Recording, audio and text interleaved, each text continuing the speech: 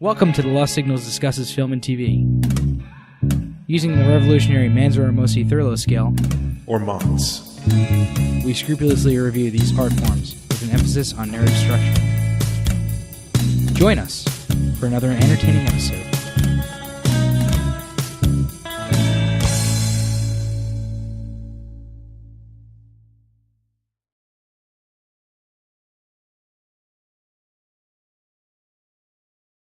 Hello, and it's Oscar time again. Woo. We're back for, I believe, year 4 with good friend of the show, Morgan Goldin. Year 4, wow. Yeah. That's crazy. The days go by like wind. I have dubbed this year the Morganaissance. I was waiting to see what you were going to call it, yes. Yeah. So, I am honored, thank you. And congratulations on 4 years, man. Oh, That's awesome. Yeah, thank you, sir. Appreciate it. And also joined again this year by Scott Thurlow. I'm here too, baby. So, yeah, we're back talking Oscars again. I think I'm going to start off by running down the list of nominees for Best Picture this year. We'll talk about them and why some of them deserve to be there, and perhaps why some of them don't deserve to be there. Yeah, I'll keep my knives not drawn too much. We'll get it. We'll get the knives out more as they. We'll get the stabs as in the conversation goes eventually. along. But so let me just run down the list of the nominees this year for the 2019 Oscars. We've got The Favorite. We've got BlacKkKlansman. Yep. Black Panther. Yep. Vice. Roma. Yeah. Yep. Bohemian Rhapsody. Green Book. And A Star Is Born. Yeah. Yeah. Exactly. I like it. I feel pretty much the same way about most of those. So let me ask you, Morgan, what's your favorite movie of this crop? Who do you want to see win? Who are you rooting for? Perhaps who do you think is going to win? Well, I'll just save the ones that I don't feel deserve for later on. Yeah. I think the best movie in this crop is Roma, but the one I'm actually rooting for is Black Panther. Okay. I'm kind of pretty similar. Like I kept wavering, but like initially when the list was finalized, I was pretty strongly in that camp as well. Mm-hmm. Like I realize, I don't think Black Panther is the technically best movie of the year, but I think like as a larger symbol of where we're at as a culture and everything that it influenced, I think what it means, and I think it will stand the test of time. I think I would like to see it rewarded justly. I agree. I think it means a lot for a community that, especially in the superhero world, has underserved for a really long time. So, and in terms of sheer popularity, like besides even that, broken down popularity category they tried to instill, in terms of like what made the biggest impact in terms of like parodies and references and memes. Like, Black Panther can't be beat. Like, it's a year ago, and it still feels like it came out probably a few weeks ago. So like, it's still here very presently. I gotta say, I don't think there's a chance in hell Black Panther wins, but I wouldn't mind seeing it win. Right. I think there's a chance in hell, but it's a very long chance. I'd say you're going to make a lot of money if you bet on Black Panther and it wins. Which I might do that. Well, that's such a wild card pick. Like, I think there is a chance in hell. This deck is so stacked, but it's so random this year. Like, anything could take it, and I don't think I'd be shocked. I'd still be as equally disappointed. I will say I loved Roma. Mm-hmm. My favorite movie in this list was The Favorite. The Favorite is excellent. I really love what Lanthimos is doing with his movie. I shouldn't say that. I haven't seen Killing of a Sacred Deer yet, and I haven't seen the one that he did before The Lobster. So the Lobster and this one are the only two I've seen, but I love both of them. I love his style, and I love where he's gone from The Lobster only 3 years ago, right, to where he's at with The Favorite. You can see him kind of developing. Yeah, he's been a real force. I have seen Killing of a Sacred Deer, and like the steps from Lobster to Killing of a Sacred Deer to The Favorite, there's like a distinct voice between it. Like, they're 3 very separate movies with their own tones where you could see like a certain sensibility developing and connecting them. Tell it's like his sort of his product. I'm in the same boat. I got to catch up on his earlier stuff. Like Dogtooth, one of his earlier ones was nominated for Best Foreign Film in 2010, and the one after that, Alps, also got a lot of acclaim. I got to catch up on his earlier stuff, but what he's doing now is his English language movies are incredible. Mm-hmm. Yeah, I love it. So you mentioned Roma as your perhaps the pick that you think might happen. Right. What go into like what you love about that a little bit. I know Cuarón did he started with Spanish language movies, right? Yep. So he did Y Tu Mamá También. That wasn't his first one. Okay. That was like his almost a comeback film to Mexico. Like he got his start with this Mexican movie in 91 called Solo con tu pareja, which means only with your partner. Came out in 91. It's a really interesting Mexican movie. It feels more like almost a French New Wave comedy. It's like very stylized. And then that got him a little bit of notice. He was able to do A Little Princess, like a kid's movie. I haven't seen that one, but it got like a lot of acclaim. And from that, he did Great Expectations with Ethan Hawke and Gwyneth Paltrow. Oh, really? I did not know he. Yeah. Interesting. For my money, I think that's his most underrated movie, hands down. I mean, I enjoyed it. Yeah. Like I just didn't know it was him, is all. Yeah. Yeah, that one didn't do so well critically or commercially, so it kind of forced him back with Y Tu Mamá También. Mm-hmm. And then he kind of got his mojo running, because from that he was able to get a gig on a Harry Potter movie, and then do Children of Men, and kind of be like one of the world's greatest visualists. Yeah. Like out of that upbringing, like his colleagues were also Guillermo del Toro and Alejandro González Iñárritu. It's pretty good. Not too bad company. Right. Also fellow Best Oscar director winners. True, that's right. But did he win? He won for Gravity. Gravity, Yeah, he was up against Steve McQueen in 12 Years a Slave, so the competition was pretty good. But I feel like watching Gravity, in terms of the level of special effects alone that he did and the style of it, I thought that was a well-earned win, and I was happy to see him take it. Yeah, it was an outrageously visually stunning movie. I would have loved to have him get it for Children of Men, which I think is one of the best movies ever made, hands down, in cinematography. I still think that's my favorite one of his, bar none, but Roma comes pretty close. Roma was, really more of just a slow study, like, visual study and like study of the different classes in Mexico. And I really loved all of what he was able to do with that movie. Yeah. The recreation of his childhood home, like he really talked and interviewed, and he really got like the right books on the shelves, the staircase, like this, all the little details and nuances. Yeah, this like fanatical sense to just get everything right. You gotta really respect. I think it shows. Yeah, like I think I said something like Roma is, I think, technically, like thematically, the best film in the mix to me. But I just actually saw, the only one I didn't see when it was out was Black Klansman, which I just caught the other week. I thought I enjoyed it quite a bit. I still think though Roma is the one that I think deserves it the most from the list. Like, I'm not going to be mad if by some small miracle Black Klansman does get it. Yeah. Like, is it Spike Lee's best movie? No. But I feel the same way about like when Scorsese had Departed. Like, all right, you're well due. And I mean, this is like 30 years later. Spike Lee has never had a Best Director nomination, which is insane. Let alone picture or script. That's the thing. Everyone thinks in 89, which is like we're currently repeating 30 years ago with like Driving Miss Daisy and Do the Right Thing. Do the Right Thing. There was no competition because he wasn't even recognized. I think it got a Best Screenplay nom. But that's it. It was completely shut out. And it's kind of crazy. You go on YouTube and click Kim Basinger announcing it, and she actually calls out the Academy by saying like Do the Right Thing should have been recognized. Nice. I was like, that's amazing. Yeah. And now we're at it again with Black Klansman and another Driving Miss Daisy wannabe, The Green Book. Which could have come out at the same time and not like feel any different. By the way, that's a good segue, because I want to talk about the other movies on this list now. Sure. And probably in not so worthy. Probably in descending order. Okay. I would say like Vice, then Stars Born, then, or maybe swap those, and then they're about equal. Yeah, I mean, I like Vice a little bit more than A Star Is Born, but not enough to like really be passionate about it. Yeah, I kind of agree with that exact sentiment. Both of those movies I liked better before I thought about them afterwards, I think. Too much. I get you. Right. The more I think about them, the more I'm like, yeah, they don't hold up as well. Clearly. And then Green Book and Bohemian Rhapsody. I mean, those last two are, not to interrupt, are just such a race to the bottom. Yeah, I hated them almost in equal measure. I liked Green Book better upon seeing it. I think I might hate it more now. In retrospect, yeah. So with all the nonsense that's coming out. Yeah. I feel like everything besides the movie in itself has just been poisoned, all the media with like, oh, the screenwriter is a crazy Trump supporter. Oh, the family didn't get contacted. Oh, Viggo Mortensen said the N-word on a panel. Oh, Peter Farrelly used to flash his actresses. Like, what?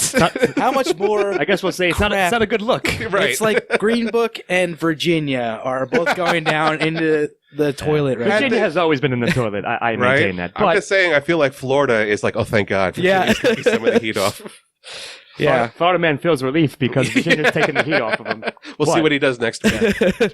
But no, I mean, I pretty much agree that those are like the bottom two. Like, Bohemian Rhapsody can be completely removed, I think, from the list. And I don't know how much more you want to go into it, but I think we might be coming up to where we say what got snubbed. So I'll hold off just for a second. We are certainly going to get into that as well shortly. But I guess so.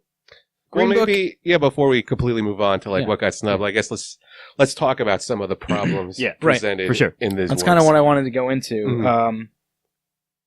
Well, let's start with this. Okay. Vice and Roma. Uh-huh. We'll start with the easy ones. Okay. Vice and Roma? Well, not easy targets, but easier to say what was wrong with them because we might. Do you mean A Star Is Born or Roma? I'm sorry, not Roma. Okay. Vice and A Star Is Born. Not much was wrong with Roma, if anything. Just to clarify. I was looking at Roma, which was just below Vice on my list, as I was saying. Okay. Vice and A Star Is Born.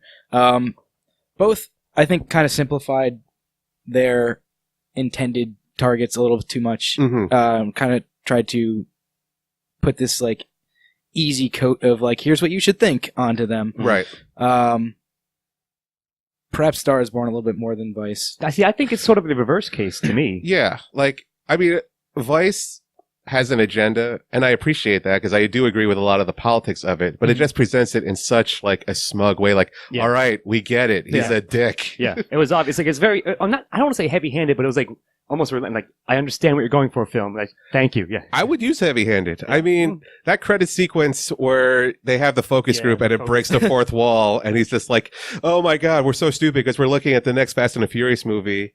Coming from the director of like Talladega Nights, like that's a little rich commentary. Step Brothers, come on, man. Which are fine movies. Like, don't get me wrong, but like, don't shit on the rest of the sandbox when you're playing in it at the same time. You know, I get like that's fine. And there's a lot of great elements. Like, I loved his previous one, Big Short. Like, I thought he really broke down the issue in an interesting and innovative way. And he tried to do it again here, and I feel like maybe it was just I don't know. Maybe it's the nature of the subject matter, I guess, because I agree. I like Big Short quite a bit. I think I like it better than Vice. I like Adam McKay's style. Like, he's got a nice.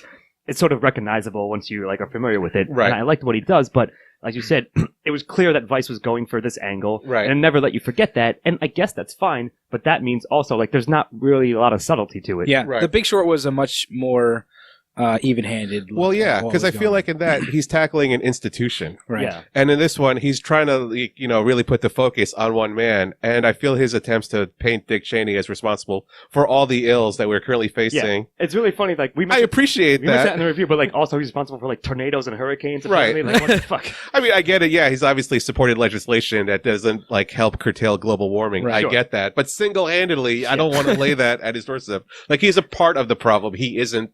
The symptom. He's not like the be-all end all. Like, it's the same thing if you tried to make a movie about Trump. Like, Trump, he sucks up all the air out of the room, but he only got to where he is because of the support of a larger system, and I don't think it'd be fair to, like, completely disregard that. Right. Yeah. For sure. Completely agree. I mean, it's still enjoyable. Like, I like Christian Bale's performance. I thought the cinematography is great. It's just, I don't know. It's not Best Picture status to me. Like, I think it'd be a fine movie to play in a sociology class or a current history thing. I agree that it can, get removed from the noms, and I'd be fine with that. I wouldn't be like upset, like, oh, it should have been in the fucking list. Right. Yeah. Star Is Born. Mm-hmm. Bradley Cooper's directorial debut. Right. I think he does a fine job, but again, not Best Picture worthy. Right. I don't know. Well, it's weird how far the pendulum has swung. Because when this movie premiered at Toronto in September, the early release, like, this was the front runner. Exactly what I was It's so crazy how much it swung. So it's like the trailer comes out. I thought it looked interesting. I go see it. I don't hate it, but I don't particularly like it. Right. Like, there's enjoyable parts, but I feel like you could tell it's his first movie. There's weird pacing issues in it. Like, I feel like in this movie, scenes don't come to an end. They just stop. Like, the whole movie just feels like a series of, and then this happened, and then this happened, rather than this caused this, which led to that. I think one of us said something very similar, because I think we certainly saw that as well. Mm-hmm. So, again, it's weird I'm in the same boat. I thought it was a fine, enjoyable movie. Right. Again, is it like best of the year material? I'm not so sure. Right. And especially when it's been like the fourth version and that's the of next this point I was too. going to make, right? You're like, oh, it's his directorial debut, and he's remaking it for the fourth time or whatever, like a new version of it. So you would think like the base is already there to build from, like, right? To figure it out. Like this movie has like a weird lineage. It's come out like one version in the 30s, then the 50s, then the 70s, and then there was this gap. I really think like in retrospect, it should have been a 90s version that tackled like hip hop or pop just to give like a different version. Yeah. And then I guess it just lay dormant for whatever reason. And then he took it on and just applied the same like country atmosphere that the other ones had. Yeah. Yeah. I don't have. Yeah, I was going to say I don't have too much more to say about that. Right, Stars Born. Like it was fine, but again, if they replaced it with something else, which again we'll get to shortly. But if it wasn't in the list, I wouldn't complain. I'd be like, yeah, fine. Right. It's like a fine movie. Some slight problems both in terms of like themes and the structure of it. Mm-hmm. But I don't know who he pissed off in Hollywood that now it's completely just getting shunned out of everything. It's really weird, right? Because like you said, it had like this huge like momentum going for it, and then it started slowly losing steam, and it lost it dropped off pretty big right before they announced the actual, when they released the list. Mm-hmm. So, yep. All right. What else? What haven't we talked about? Now, the last two. Well, we didn't talk about the favorite all that much. I spoke about the favorite. So the last two... We could speak on it more in a bit. Yeah, absolutely. I wouldn't mind talking about that more. And there's a part at the end of this that I think we might end up chatting about it. But go on with your list. I'm going to start with Bohemian Rhapsody. Mm-hmm. I fucking hated this movie. Get on your bike and ride. It felt like they were just slapping Freddie Mercury right in the fucking face from beyond the, in his grave. I don't know. It was just so... it was not accurate. Mm-hmm. Like, the timeline was all fucked similar up. to Green Book, as we found out, like, after that happened, right? Like, they manufactured, I guess, fights with the band that never happened, which is, what the fuck? Why? Well... we know why. Yeah. But see. I guess Bryan Singer is, still a dirtbag? Well, yeah. Continues to be a dirtbag, but, like, he got fucking kicked off the film, like, a week before they ended filming, and then somebody else edited the whole thing. Well, whatever. He still gets directorial credit, so for all intents and purposes, you could lay that on him. He should have Alan Smithied it. But, yeah. Or not allowed to use that name anymore. I know, or whatever the new equivalent is, but... I mean, that would be crazy, because...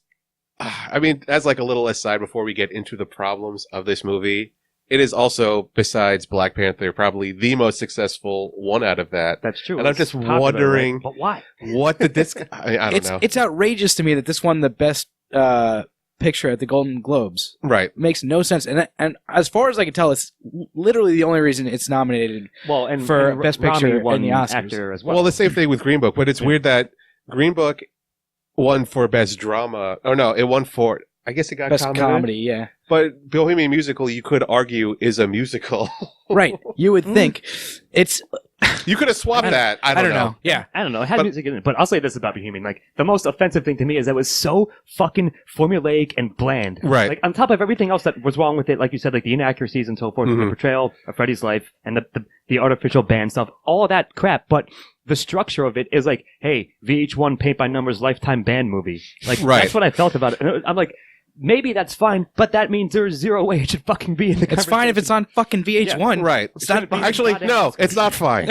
All right. I think we're at the stage where TV has excelled to the point. That's true. We hold our TV movies. Like this and Green Book could have eagerly come out in 1993. Yes. And we wouldn't bat an eye in terms of the same level of filmmaking and craft and imagination that each one shared. Yeah. Like somebody wrote, actually a lot of people are making this comparison that Bohemian Rhapsody is like if you took Walk Hard and removed the jokes. I've never seen that, but yeah. Like, that's really fucking funny. All I thought about.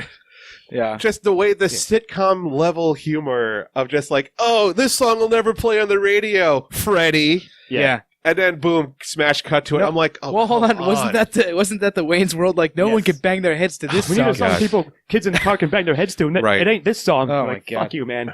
Get out of here, But anyways. You know what, though? It's like we could shit on all that we want. I remember when I did see it in the theater before all the hype of this, when it came out in like September or October. Mm-hmm.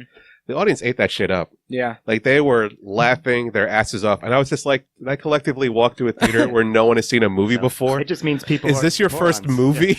Yeah. But that's... And sorry, that's one other thing that I think is attached to, like, hey, remember you like Queen's music, right? Right. That's basically, like, the highlight of the film. But if that's the case, just go fucking watch the actual Live Aid show or listen to a Queen album. Right. Yeah. Yeah, that would be time better spent. I think we mentioned that when we 100% did. I know this is one of your most recent interviews. Yeah. So I don't want to waste too much time. But even besides, like, the structure of that, just it's so dishonest to who Freddie Mercury is. Like, it's a homophobic movie about homophobia. Yeah, it's offensive on many ends. Out. This movie should have really just been like a queer Wolf of Wall Street. Yep. Instead, you just have like sad Freddie Mercury pining for a girl the whole movie. Yeah. Like, who did they think he was as a human being? Like 90% of the movie, and then like I guess it switched. Like, that's the thing. Like, it's so poorly handled. Right. It's offensively, like actively offensive. Yeah. And the one bright spot they point to is like Rami Malek's performance, but it's just a sea of shit. It really just feels like just more of it. Like, I don't get how people are giving him all this acclaim. Like, here's it's what I'll say part and parcel about that. I don't think he did a good job playing Freddie Mercury. I think he did a good job doing a Freddie Mercury impression. Caricature. Right. Which I'm like, who gives a shit? That's like half makeup, man. Like, right. I love Rami Malek. Yeah. I love him. He's a fantastic actor. He's a really good actor. But the script and the direction wasn't there. Yeah, Morgan, that's exactly what I said, I believe, like almost word for word. Like, I don't blame him. I blame everything else around it that he had to work with and how it comes off. So just his idea of Freddie Mercury as like some kind of like 80s Oscar Wilde, just pithy as shit. Yeah. Meanwhile, like, the rest of the band is these straight-laced white guys who don't party. Oh, yeah.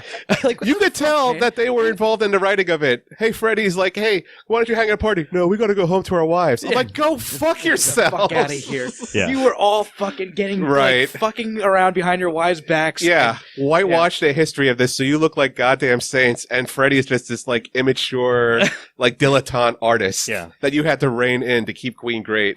So, yeah. Angry. So I didn't like that movie.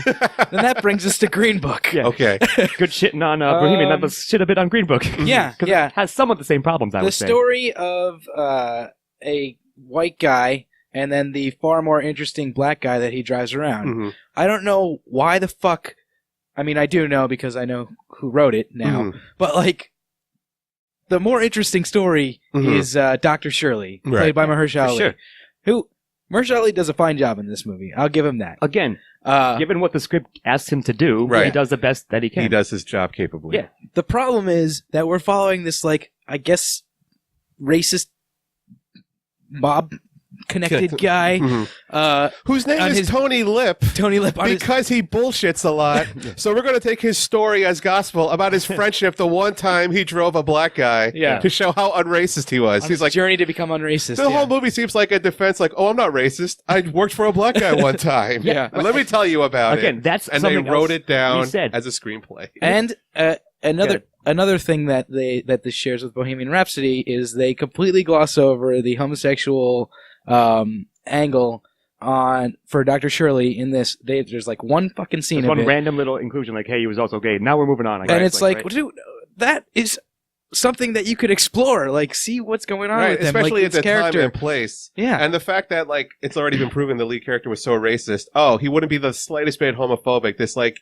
60s Jersey guy would have just been cool. Oh, I saw things like that at the Copa. Really? Did you? And you didn't think to call anything? But he never lifts a finger to help Shirley unless it helps him also. Like, he never once does anything selflessly to help out Shirley, but he's like, I'm the fucking good guy of this movie, right? Because I'm not racist anymore or whatever. That's what I was getting to. Like, on top of that, it's like, it's supposed to be a feel-goodish movie, and I guess it sort of is, but that means it simplifies the issue of the very complex issues that you just said, and it's like, and I became friends with Duck, so now racism is solved, the end? Like, what? Right. Well, that's the thing. Like, feel good and a movie about racism are just oxymorons that should never meet. Like, we're not there, and the problem with movies of this structure already is that it lets white people off the hook. It's like, oh, this was the 60s.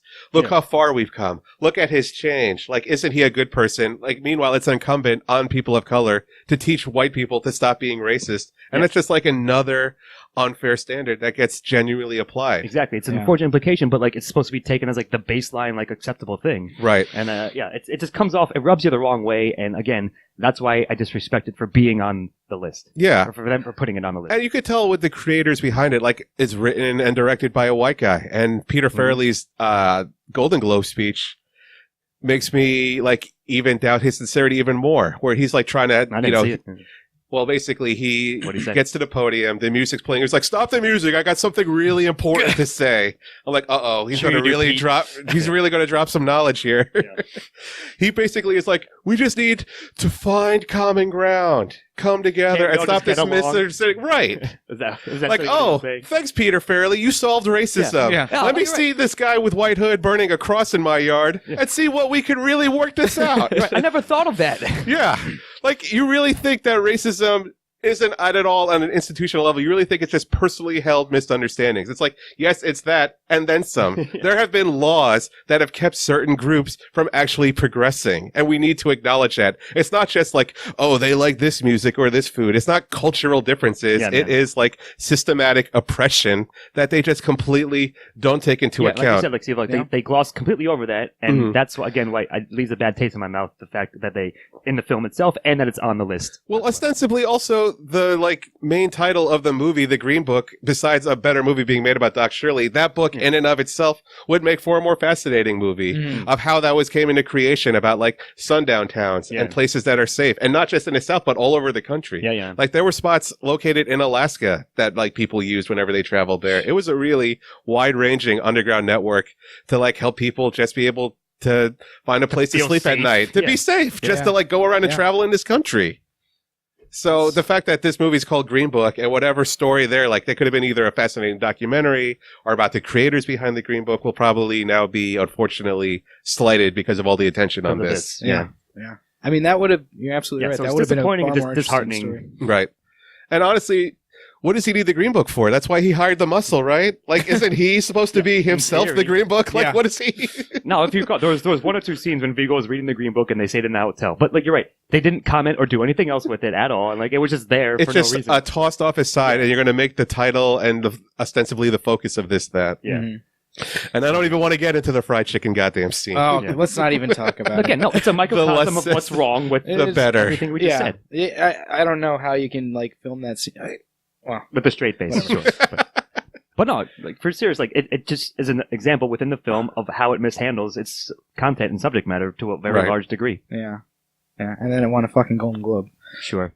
What do we got next? All right, let's stop talking about this trash. Okay. And move on to movies that we think should have been nominated. There's one very obvious one that was snubbed. There's a few, but I think I know what one you're talking about. Well, this was the one that everyone expected to be there on that list. And with 2 open slots possible, they did not put it on the list, which makes zero sense to me. So before we reveal it, it is nominated for in one category, but not Best Pick, not even Best Director. There's a few. Well, besides the technical side, if I'm thinking correctly what you're thinking, it also has a Best Supporting nod. Yes. That's what I'm thinking. Well deserved. But we'll get into this now. So this movie, as you may have guessed by now, is If Beale Street Could Talk. Yes. Directed by Barry Jenkins. Based on James Incredible Baldwin. film. Based on the James Baldwin novel. Incredible film. One of my favorites of the year. Probably I think it's that and Roma, I think, were the best actual, again, pieces of film that I have encountered this year. So sorry, go on, but I agree. So I don't know. What did you think? I agree. I am in 100% agreement. Another connection with Roma, just such beautiful imagery. Masterful. Both these movies, you could take any random frame and it'd be an amazing poster or postcard. Just the level of care put into the cinematography, but also crafting the performances, the atmosphere, both well done period pieces of recreating the time.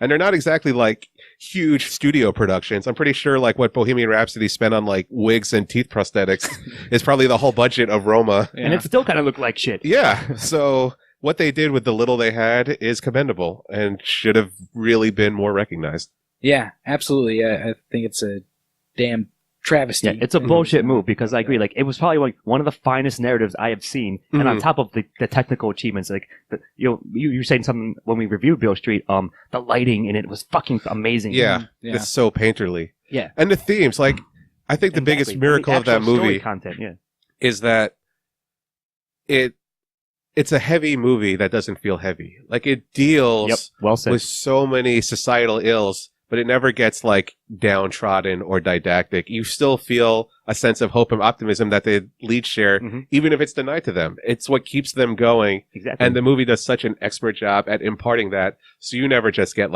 cynical even though you have every right to, because you see like the shit that happens in the movie. Yeah. So like it's almost like the anti-Green Book, I would say. Like I think there's something like that too.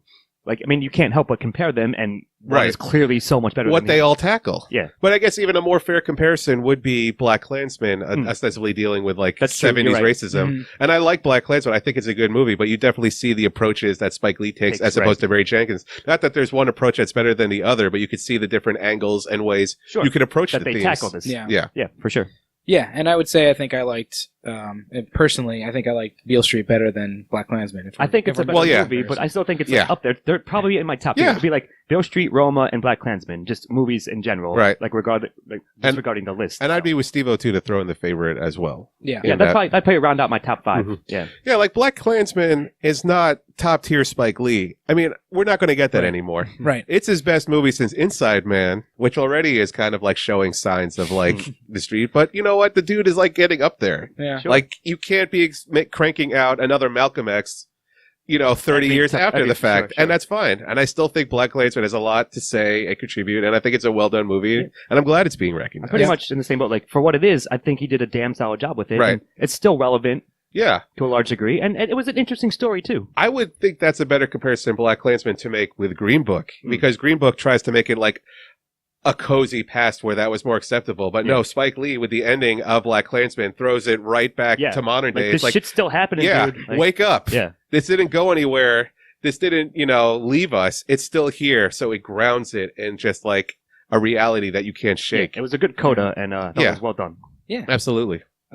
So I wanted to ask you I just got one more. So I don't know where else to mention this, but one of my favorite movies, and I'd love to hear your take on it, Morgan, is Sorry to Bother You. Yes. Like speaking of that, like I knew there was no way in hell it was ever going to get nominated for Best Pick. Right. Maybe some minor other roles or whatever, but we're at a really weird stage with like Oscar nominations because I love Sorry to Bother You too, and we could say after the fact there's no way in hell. But then again, a year ago, couldn't we say the same thing about Get Out? I guess that's true, right? And not to that's say that. Point. Yeah, the lazy label of Sorry to Bother You is it's this year's Get Out, which is the shorthand of it. It's like an alternative it's not even that at all, movie. Man. It's not. It's really not. It felt like a fucking Terry Gilliam film to me, like, to a degree. Exactly. Like it tackles a lot of the same themes, but it's definitely like more outrageous and out there. It's a bit more bizarre, surreal and stuff. But I loved it. And Boots Riley has no illusions. Like he penned a letter like, "Why y'all thinking I would have got nominated?" Like, relax. I'm glad with what I got. Yeah. But no, it's just like again, we do like just movies that we enjoyed, whether or not whether they're accolades attached to them. Get that recognition. Yeah. So I just want to mention that here. Sorry. I completely agree. Sorry to Bother You is on my list for sure. Mm-hmm. But Morgan, I want to hear some other movies that you thought might have been snubbed. All right. That we probably never even heard of. Like we mentioned, I guess for the Best Pick nominees, I would have kept Black Panther, Black Klansman, The Favorite, and Roma. I would have added First Reformed, You Were Never Really Here. Again, if Beale Street Could Talk, Widows, and just for shits and giggles, Annihilation. Yeah. Like, I go 50-50 that could have legitimately had a nod just because of the sheer critical acclaim. Yeah. And even though it's not a hit, it's not exactly an out-and-out bomb either. Like, I think it did okay, even strictly through word of mouth just because the studio decided to abort it when they released it. The crazy thing is, the only reason I watched that was because you told me about it and it was free on Amazon Prime. And I fucking loved that movie. I was so far off my radar at that point. I had heard of it, but like, I just had no interest in seeing it until you mentioned it, until you were like, this might be the best movie of the year. I was like, holy shit. Yeah. Morgan, the filmmaker. Well, thank you. Thank you. Sure. It is such a visceral experience. Like, watching it in a theater was the closest experience to probably anything like a 2001 A Space Odyssey in terms of just I like that trusting you. Not that it's as good. I mean, I guess we'll see what time will tell, but just like entrusting the audience to parcel out what this means. Yeah. You figure it out. There's like 5 different interpretations that are all equally valid on what it's an allegory for or what it stands for, but just everything else, like the most unique design and imagery. Like we've seen a movie about aliens. You're going to get some like H.R. Giger knockoff. This one, I think you mentioned this when we talked about it. It felt like the closest thing to a live action anime with just like flowers out of people, you know, and crystals in the beach. Just this really fine texture. Well, that's what I was going to say. Like the visuals are so striking to it. Like, if nothing else, like sure, was it ever probably in the running to get a nod for Best Pick? Almost certainly not. But they might have given some technical one, like best effects or whatever. Right, best practical effects in terms of like it's like easily the most heartbreaking movie. Well, not the most heartbreaking. Like it's the scariest fucking movie 1 second, and also you're crying your eyes out the next. Yeah. And it just goes through all these different range and emotions. Sure. So I'm going to walk back just quick. You thought Widows should have been maybe on the list? Because I didn't see it. I think Widows should have been on the list. Yeah? I thought Widows was incredible. Yeah? I really think Widows should have done Get Out money. Like, I don't understand why people didn't come out in droves. It's such a crowd pleaser. Mm-hmm. Like, the lines really snap. It's got some of the best dialogue, the best cinematography, the best tension, the best acting. Just every element. I thought, like, this should have been a bigger deal. Like, this is why you have the Oscars, like, in terms of just a Hollywood came out of the studio system, giving voice to, like, all these underrepresented groups. Like, you have, like, Black empowerment and feminism, and does it in a really enjoyable, digestible way, and just crickets. Like, I was really shocked. Yeah, I was people reading, kind of, like, shrugged towards it. I was reading a lot of, like, hit pieces on it, basically, when it first came out, which I was kind of surprised about, because I had heard, like, really good things coming out. I do want to still check. I still haven't seen it, but I do want to check it out. So if you recall, like, we were, like, debating, like, oh, we might get to it in our regular reviews and stuff. Yeah. We just didn't. But it's not because we were, like, hating on it or anything. We just didn't have the time. But it was getting some decent buzz, as you said. It addressed those kind of things. It seemed in a pretty solid way. I guess you're saying it just didn't do, like, the numbers at the box office. Yeah, it should have had a bigger impact on the culture. I don't know why. I guess people were too busy seeing Bohemian Rhapsody to really pay attention. Bad move, all you people out there. There's one shot that I think is my favorite shot of the year in Widows, where Colin Farrell plays a politician running for office. He's giving a speech in the projects, so he's got this, like, small crowd of people gathered in front of him. He leaves it to go with his, like, assistant/wife. They go into this limo. This is, like, one take.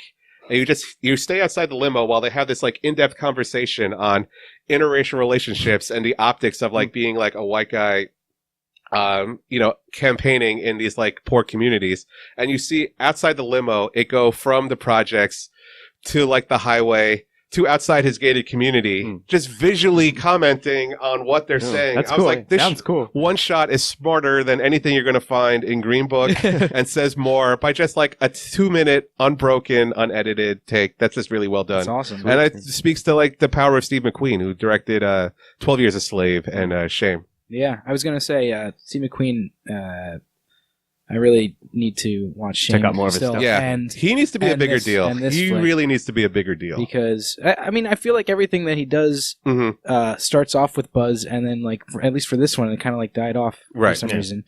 But let's walk back to a couple of the other ones that you mentioned. Okay. First Reformed. Yeah. I have been trying to see this movie. It's on Prime, man. I know. He has been talking it up. And every time I'm, like, gonna watch it, it's, like, something else that's a little bit shorter is, like, I only have an hour and 45 minutes to watch the movie. Will not regret it. I know. I've been waiting to see it. It might be. I think we have it on our list of, like, stuff we just need to catch up on for sure. Right. Because like Steve-O was talking it up, and now you mentioning it, I'm like, yeah, dude, I'm down whenever we have the fucking time to fit it in. We absolutely do. Yeah. This is nothing less than, like, both Ethan Hawke's best performance and Paul Schrader's best movie as a director. He is the screenwriter of Taxi Driver, and you definitely have that vibe. But instead of, like, a Vietnam vet, you have, like, a priest with a lapse of faith just dealing with the bullshit of, like, appealing to larger bodies of politics. Like, there's heavy themes of environmentalism. Nice. And this movie literally came out probably a couple of weeks before that UN study that we have 12 years left before climate change has completely, is irrecoverably fucks up the planet. So I was like, holy God. I mean, not that climate change hasn't been an issue for the past 20 years, but just the way it hits it. Yeah. Yeah. I mean, I was super interested in it the more I heard about it. And hopefully we'll get to it, but but you're saying it's a very strong film. It's searing. I will have by, like, April. I will have seen this movie. Oh, well, after the Oscars have come and done their well, business. It's not up for any anyways. What did it get? One nomination? It got Best Original Screenplay, which it's like, all right. There you go. Yeah. Well worth it, but so hopefully as we get to future snubs, it'll come up more. Yeah. Sure. You Were Never Really Here. I did see. Okay. Great movie. It prompted me to go watch who's the director? Lynn Ramsey. Lynn Ramsey's previous movie. We need to talk about Kevin, which destroyed me for, like, 3 days. Yep. That movie is we do need to talk about up. Kevin. Holy and that shit. movie should have also been a bigger deal when it came out. But disregarding a movie that came out in 2011, I think. Right. You Were Never Really Here is a great movie, and I like to tell people who I'm suggesting that they watch, I like to tell people that it is like John Wick if you studied John Wick's insides instead of the insides of the bad guys that he's blowing apart. Yeah, it's definitely a very internal, subjective movie. Yeah. And also, if John Wick experienced way more PTSD than he currently does. Sure. But yeah, I mean, John Wick is fine for what it is, but this one, as like this mercenary hero who's borderline suicidal and does like a lot of self-harm to him and chooses to express himself through violence. I love how like Joaquin Phoenix is quietly like the best actor working right now, and we keep forgetting about him until he comes out with another movie. Like, that's right. He is the best actor, bar none, out now. Fucking amazing. He is. He's like with Daniel Day-Lewis. Oh, I've always liked him, but I feel like you think he's like top notch now. I think with Daniel Day-Lewis like out of the game, I feel like Joaquin Phoenix is just like, I'll take that spot, thank you. And I mean, he's always been good, but just in terms of like, he doesn't get that like luster or attention. Yeah, you know, the level that he only when he gets something out, and you're like, oh my god, the master, look at that. Yeah. And then, oh my god, her. It's like he's been consistently making quality work where he puts himself to the brink. I loved like all the interviews now that he's playing the Joker. Everyone goes to him, what's your preparation? What's your method? He's like, I read the script. Like, he's played the Joker so many times. Like, forget this cute little anecdote about locking himself in a hotel room, writing in a diary. Like, he could play it in his sleep. It's almost like the most boring choice is to have him play the Joker. Like, I'm sure he's going to kill it. Yeah. But like the idea that like, what is he going to do? It's like, he's not fucking Jared Leto, like pranking his co-stars, like really just giving a bad name to method acting. Jared Leto, the worst Joker, by the way. I'm saying it right now. I still have not seen Suicide Squad. Although I will say, I was okay with Jared Leto's role. I mean, if you saw the trailer of Suicide Squad, you saw the extent of Jared Leto's contribution to Suicide Squad. Right, but yeah, Blade Runner, like, he's not a bad actor, but just the level he goes is just so unnecessary, and it's all hype, you know. Yeah. It's more pretentious than it is like actually practical. He's got to sell those 30 Seconds to Mars CDs, so or whatever. There you go. He's got to get hype somehow. But back to You Were Never Really Here. Yeah, just the most unique tone as well. It's just like handling everything. It's like the natural progression of 30 years after Leon first came out. You know, like that's a really interesting comparison. I didn't think of that, but I think you have something there. It's like, well, this is where movies should be at this point. Like coming from a place that starts with Leon, right? You get to hear 30 years later or whatever. You know, because there is definitely a fairy tale aspect to Leon that I think is really unfairly overlooked that you could equally apply here. Yeah. The interesting thing with You Were Never Really Here is that Leon had a male writer and director. So it's about like saving this woman, Natalie Portman in Leon, who is like wise beyond her years, but ostensibly she's still like a damsel in distress. Right. A streetwise damsel in distress, but still a damsel in distress. And You Were Never Really Here with like that female voice behind it. I think the woman, the little girl that he's trying to save has a little bit more agency. Like, I don't want to spoil You Were Never Really Here for people that didn't see it, but it takes some turns you wouldn't expect, and it's not like a clear-cut hero narrative. Yeah. So it sort of like deconstruction, at least plays with it a bit. Right. Completely agree with that. Yeah. Yeah. That sounds interesting. I definitely watch this movie. It's a really good one. And am I missing one that you said? Big Snub. I think you mentioned one. Was that all of them? I thought. We talked. Well, I mean, I guess we dealt with If Beale Street Could Talk earlier, but that was on those are the 5 I would add. So I've got a couple to mention. 8th Grade. Okay. Great flick. Bo Burnham, written and directed. See, no, 8th Grade is going to come out soon enough as the date of this recording. We just reviewed it for our stuff. But yeah, it was good. I enjoyed it. You think it should be in like the best nom of the possible? list of best nominations? If you added that movie, it would be the 4th best movie on that list. Or fifth I would easily best movie. I would substitute that for 5 of the movies that are on up there. Like, my picks are just my personal picks. Sure.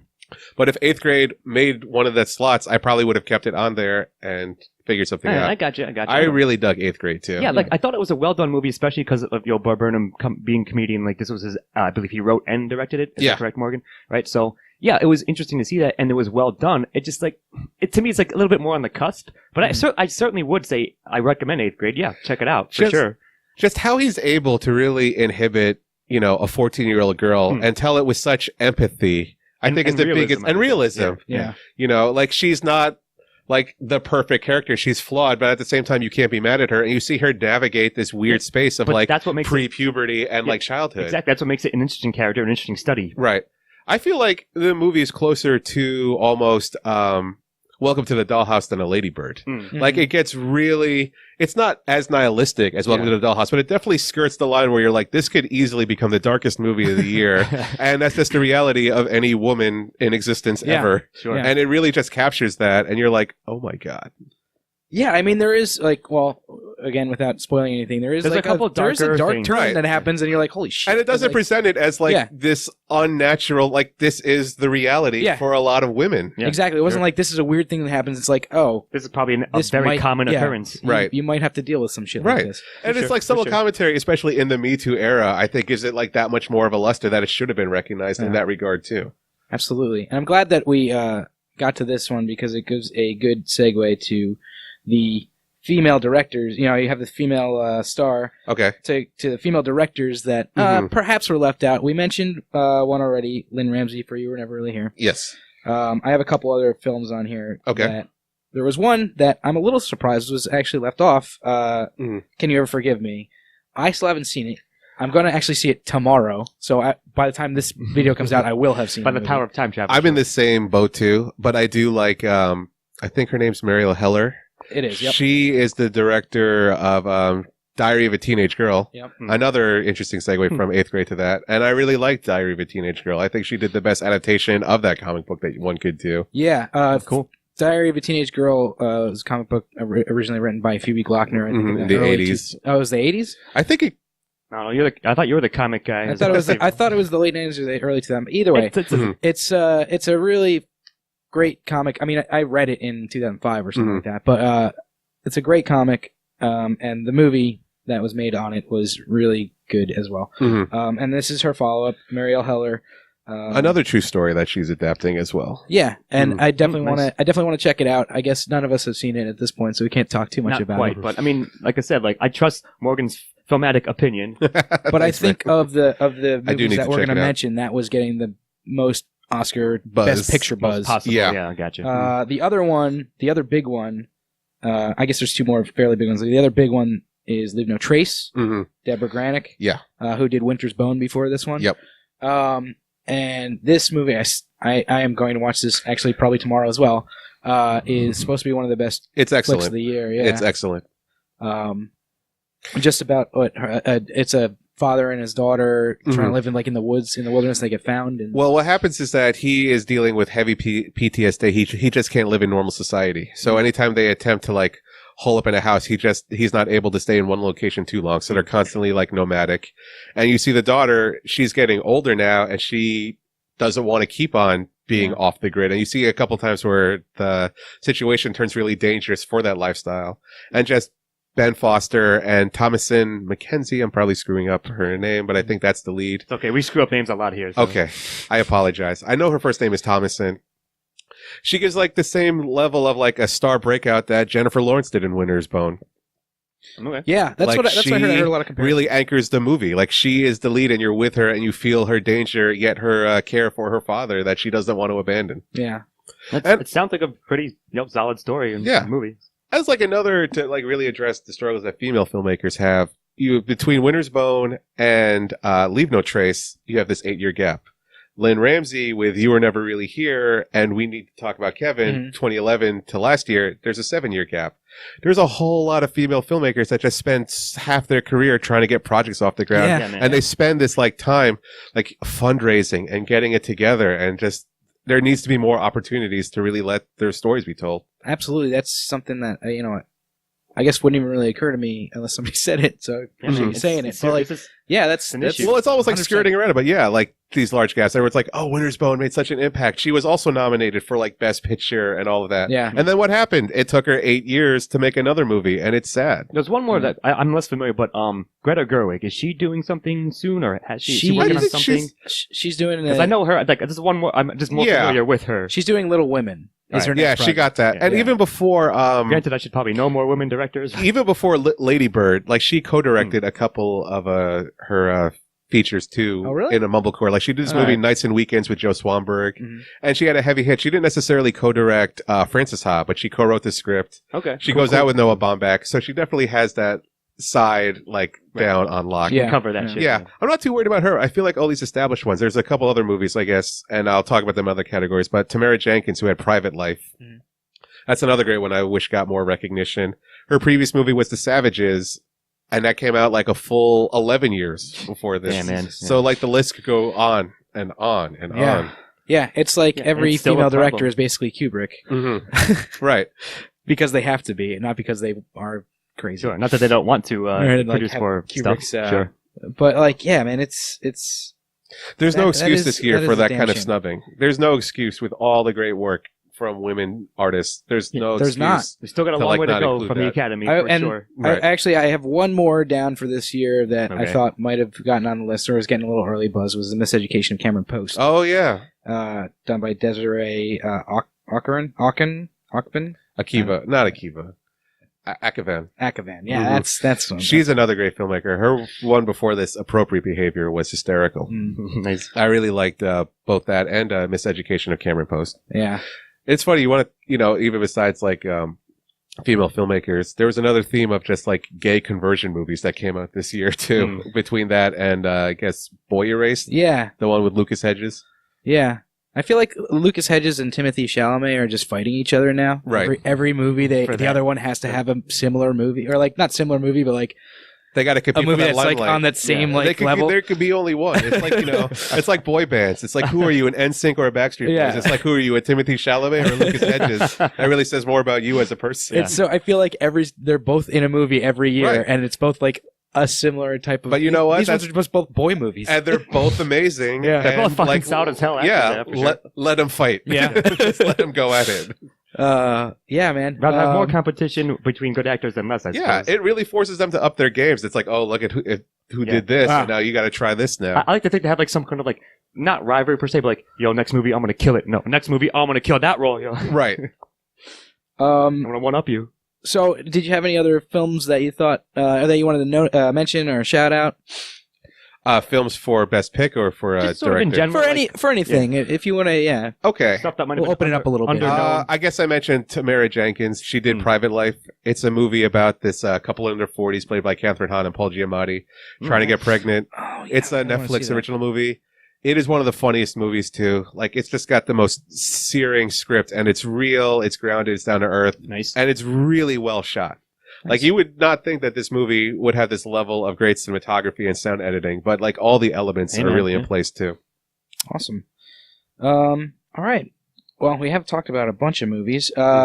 And we got your. I was actually gonna have you do this at the end, but you did it right in the middle. We got your preferred Oscars, your preferred Best Picture noms. Oh, Are there any other categories that you want to mention or talk about? I haven't done a ton of research into them, but we have like Best Director. Spike Lee finally gets his first Best Director nod. I mean, out of all the categories, I know I mentioned I'm rooting for Black Panther to win Best Picture. I am 100% in the tank for Spike Lee to get Best Director.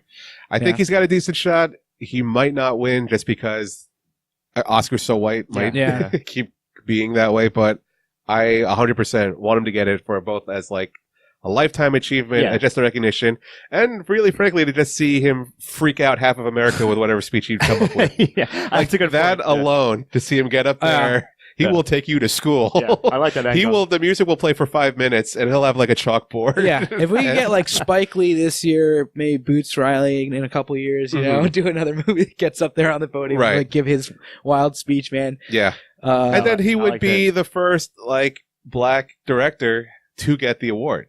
Like he's got the fifth nomination, but he would be the first one to win it. Yeah, if he did win it. That's wild. I can't believe that. I mean, yeah, I guess I can believe it, but I wish I couldn't believe it. Right. Wish it wasn't the case. It shouldn't be shocking. Here we are. Yeah. But yeah, I'm rooting for him too, for sure. Yeah. Easily. I do like that. Like whatever, if he does win, whatever he's going to say is going to be fucking amazing. Like that alone, he could have directed like an AT&T commercial, and if he got nominated, it would have been like, yes, get him up there. I would say, well, who's the front runner? Is it still Bradley Cooper? Probably not, right? Is he even nominated? I think the front runner is Alfonso Cuarón. Yeah. And again, so I guess like, it's not. I can't be mad at that. I mean, he is a white guy, but he's like Mexican. Mm-hmm. So he's got that going for him. At least he's not like the wasp. He's not Bradley Cooper, we'll say. So yeah, I feel like it's really interesting within the last 5 years how the three amigos have kind of taken turns with winning Oscars. Because ever since Birdman, actually, has that been right? Because no, 2016 it was Damien Chazelle for La La Land, but mostly within the past this decade, it's been one of the three amigos accepting it. And the fact that we have this racist piece of shit and it's been a Mexican winner has given me no small amount of pleasure. That is kind of amazing. Yeah. I'm rooting for Spike Lee, but if Alfonso gets it, I'm not going to be like, boo. I'll be like, yes, that is equally worthy of adulation. Yeah, man. That's pretty. He should get them all. So I also wanted to briefly touch on, before we end off, I want to briefly touch on the best acting categories. Okay.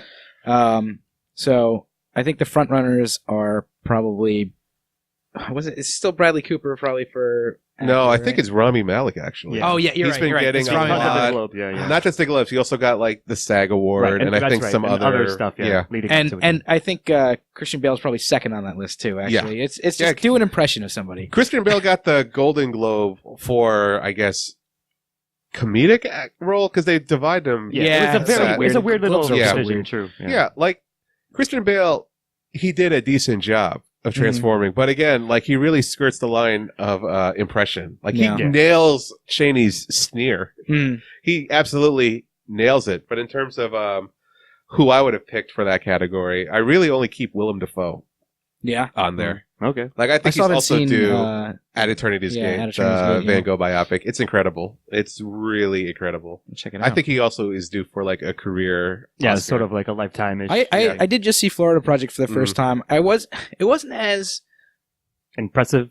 Really? I don't want to say impressive because it was a really impressive movie, but it wasn't as mind-blowing as I thought it was going to be, based on everyone else's kind of reviews of it. And I could see how it would be for for a lot of people, but fair enough. For some reason it just didn't 100% click with me. I really liked the movie. It just wasn't holy shit, this is my new fucking Matrix or whatever, that's a really weird reference. But well, it's not your It movie. I think I get what you mean. Yeah. I really dug the hell. It was one of mine. It made my top 5 of last year. But Willem Dafoe has been also consistently churning out great work without fuss, and I'd like to see him get rewarded. But the other ones I have for best actor nom, the aforementioned Ethan Hawke for First Reformed. He really turns in career best work, and this is the performance you can only give in your late 40s, early 50s. It is just the most world weary, tired of the bullshit role that you could give. He nails it. And again, Joaquin Phoenix, who we've already seen the PTSD afflicted vet, but never taken to the level like this. Stephen James from If Beale Street Could Talk, a lot of the attention to the page, to the script and the direction and cinematography, and rightfully so. But I think the reason you care so much is the actors and their faces. I think all of that stuff, especially their performances. He should have been on there. It's just heartbreaking watching him on the other side of that glass, having to talk to Kiki James and really try to build some semblance of a life and chase that dream. You're not wrong. And there's this other one. It's kind of a lesser known movie. It's called The Rider. This actor, his name is Brady Jandreau, who this movie is almost based on him. He's a Lakota Sioux rodeo star. Okay. Who got this traumatic injury that he was warned you can't ride anymore, otherwise you will suffer permanent damage. But that's the only way of life he's known. So Chloe Zhao, the writer-director of this movie, meets up with him and they kind of create this recreation. And even though he's ostensibly playing himself, it's not it really shows why sometimes non-professionals can give you this fresh take on it. Angle, he really brings you into his plight, and I thought he did a really great job. And I thought the writer should have gotten more attention as well. And I think that also might be either on Hulu or Amazon Prime, but it's somewhere easily enough available. The Rider. The Rider, Nice. All right, what do you think of actresses? Okay, I would keep Yalitza Aparicio, Olivia Colman. Yes. And I'm honestly rooting for either of them equally. Yeah. I'm kind of, I think I pretty much agreed with that as well. What else? I would have nominated Helena Howard from Madeline's Madeline. Mm-hmm. I was under no illusions that this movie would have ever gotten any kind of wider recognition, but she gives, and I know we've probably been using a superlative, like, it's the best, it's the best. I really think, hands down, Top-notch performances. she is a teenager going through some, like, unspecified mental disorder. And you watch this movie and you're like, is she really afflicted with this? Like, it really gets to the line of Blurs like what's real and what's not. And if it's not, it's like, holy shit. And even if it is real, it's like you're still able to control it and bring it out when the director needs. Sure. She gives one of those performances where I'm just like, I know the next thing you're going to do is probably play like an X-Men in a movie 2 years down the line. And it breaks my heart when she gets swallowed in. But right now, you have this one movie. It is bar none one of the best female performances of all time, not even of just this year. I feel like high praise. I was really taken with it, surprised, because it's like she's a freshman. It's like there was no hype accompanying it. You watch it and you're like, who is this person? It is a really incredible performance. I will agree with that for sure. Mm-hmm. I would also nominate Regina Hall, who did this movie Support the Girls, where she's kind of like a den mother for this Hooters-esque establishment and like really trying to like manage it. And it's funny, it's sad, it's heartbreaking. I thought she should have got a nom. And Michelle Pfeiffer for this movie, Where's Kyra, who plays a woman I'm familiar who is like losing her apartment, and she's just not able to like land work. And you don't see anything like wrong with her either mentally or physically, but just like how bad the economy is. Yeah, just struggling. Just really struggling through it. Mm-hmm. It was kind of under the radar. It's a Brooklyn set movie. I've certainly never heard of it, but that's and she gives the kind of work that reminds you like, oh yeah, Michelle Pfeiffer is Michelle Pfeiffer for a reason. Yeah. And I see no reason why she can't get as much clamor for this than like Glenn Close is for The Wife. Yeah, what the hell's with that? It's this movie that is just sweeping everything that I don't know anybody who's seen it. I've barely heard about it, and the title alone isn't really inspiring me. I need to see this movie. Yeah. I'm just wondering. I mean, Glenn Close is a great actress. Don't get me wrong. I'm sure she does fine in it. It's just this movie seems to be inspiring a weird level of passion in all these voting bodies. I just wonder why any of that couldn't be channeled towards Michelle Pfeiffer in this movie, who gives, like, again, career best work. And I highly recommend Where's Kyra. Nice. Very nice. All right.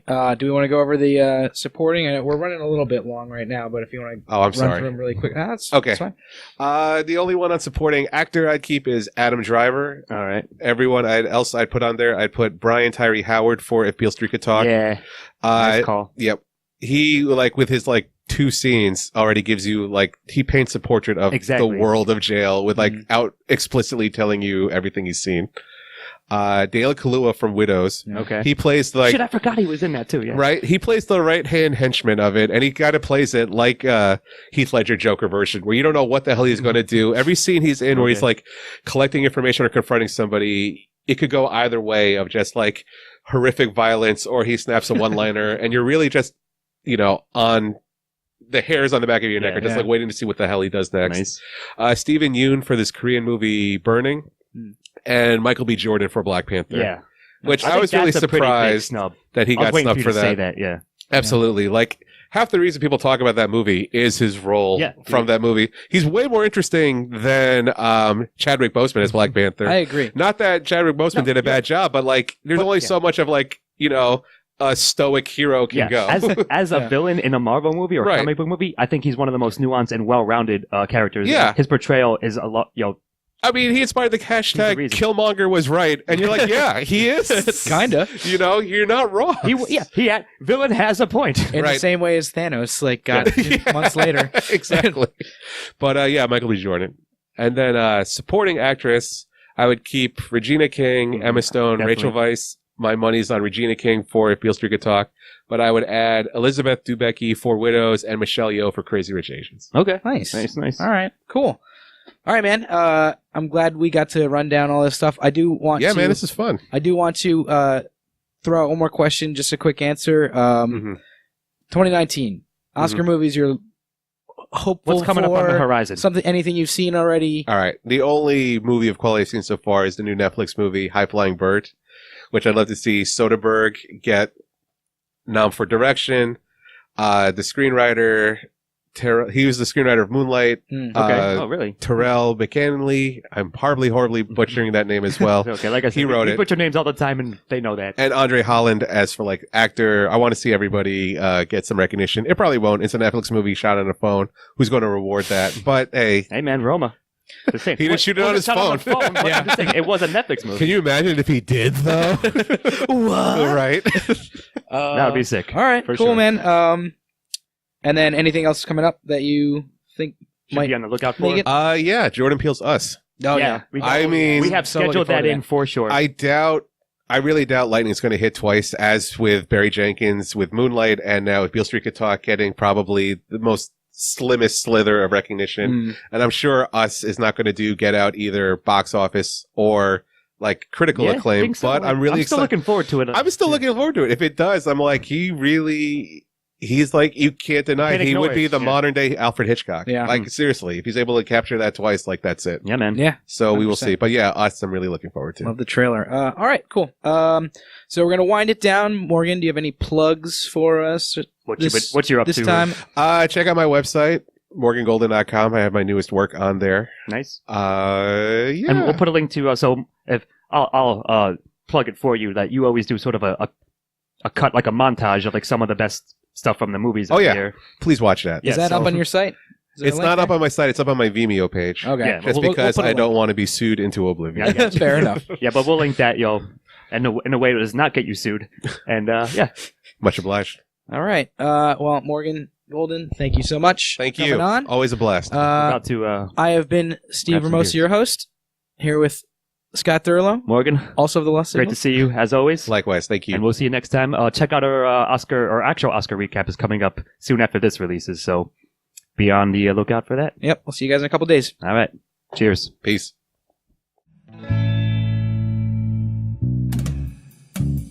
Editing and engineering by Stephen Ramosi.